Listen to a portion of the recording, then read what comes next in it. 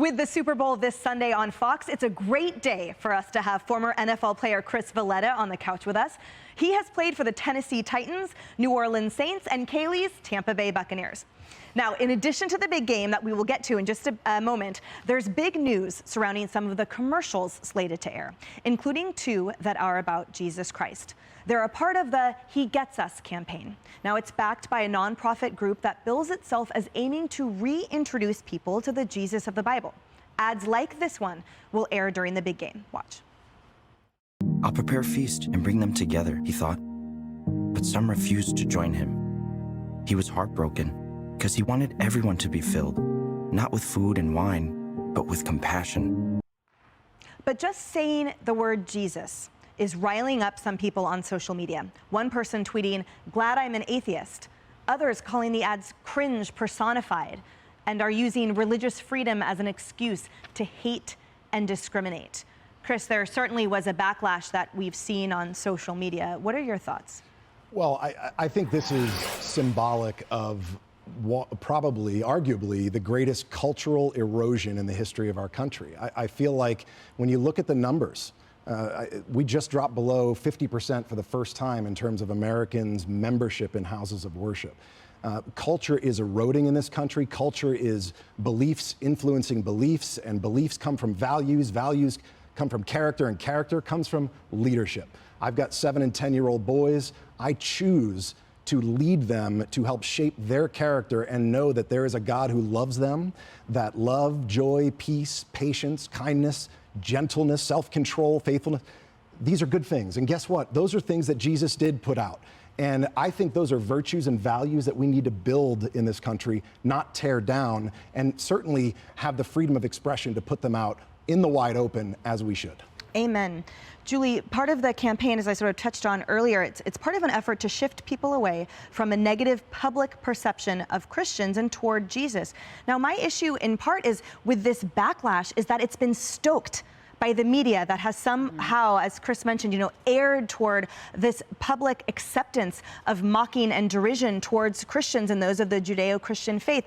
NPR wrote, it, meaning this whole campaign. It means a lot more people will probably be sending out confused tweets about a, quote, Jesus commercial, a search term on Twitter that was already flooded and aired during the Grammy Awards they were referencing. So here's NPR, National Public Radio, upon which many depend for being, quote, neutral and objective, that is anything but in something that is fundamental to so many of our lives. First of all, the NPR could not be further bipartisan.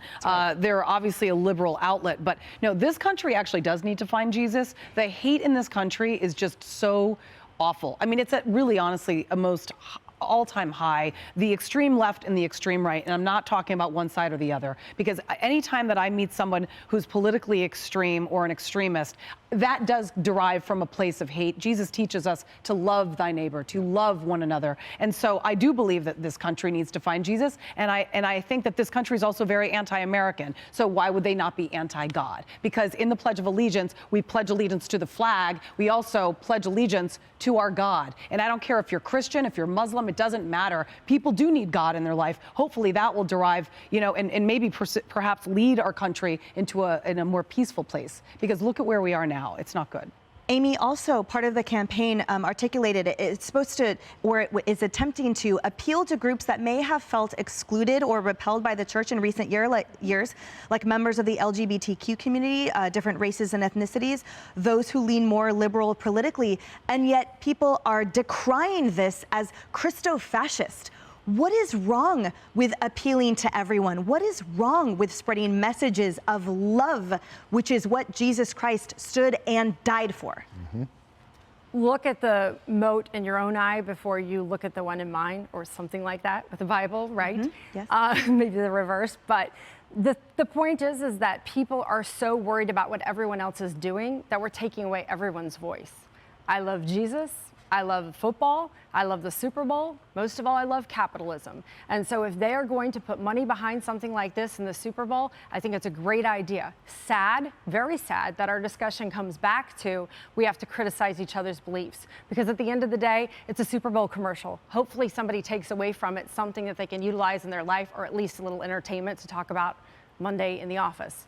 But it's very sad that the conversation has come down to criticizing other people's beliefs instead of allowing us to have an open voice. And again, sadly, that comes right back to the Bible and to Jesus, and not being able to follow some of those basic moral concepts and principles that America was founded on. I love Jesus most of all. Football is second to that. Exactly. And Kennedy, part of, to Amy's point. Capitalism's pretty great. It's in the top 10. But why is it when we watched one of the commercials that were part of that campaign, it speaks to such fundamental and beautiful concepts again? Why is that vitriol? Where does it come from? That shows you that it's a real threat. Like it's much better to have people hateful and divided. And it's much easier in terms of religious faith, particularly Christianity, to paint people as simpletons who, just worship an old guy in the clouds, and develop this straw man. But, if you're encouraging people to think about things like unconditional love and compassion and to search inward, that's actually very powerful. And, it's passive. That's something that you have to do on your own. That's a kind of conversation that you have to have with yourself, not, a hate-filled, angry, othering conversation, which is just eclipsed all reason in our society. Yeah. So I think it's a really good thing. And maybe it will start conversations with parents and kids and neighbors. And, but again, I do believe that the most important conversation you have is with yourself and that inward self-examination, which is very much missing and necessary right now. Yeah. And just a reminder, 90% of the tweets and things that we see online are from a tiny fraction of the population, a very minority vocal population. But you're right, the most important conversation is with yourself, your family, and God. Hey everyone, I'm Emily Campagno. Catch me and my co-hosts Harris Faulkner and Kaylee McEnany on Outnumbered every weekday at 12 p.m. Eastern, or set your DVR. Also, don't forget to subscribe to the Fox News YouTube page for daily highlights.